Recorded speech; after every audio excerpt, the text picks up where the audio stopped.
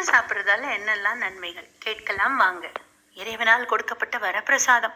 மே மற்றும் ஜூன் மாதத்தில் கிடைக்குது இந்த நுங்கு.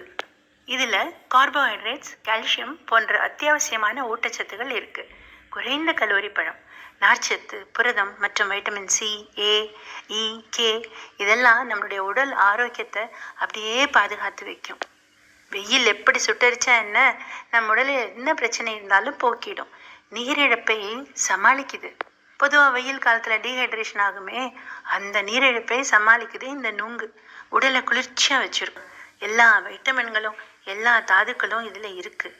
ஏன்னா நோய் எதிர்ப்பு சக்தியை கொடுக்கும்போது நம்ம ஆரோக்கியமாக தானே இருப்போம். அப்பா, வயிற்றில் உருவாகக்கூடிய பெரிய பிரச்சனை அமிலத்தன்மை, வயிற்றுப்புண், நெஞ்செரிச்சல், இப்போ ஏற்பட்ட வயிற்று பிரச்சனையெல்லாம் போக்குது.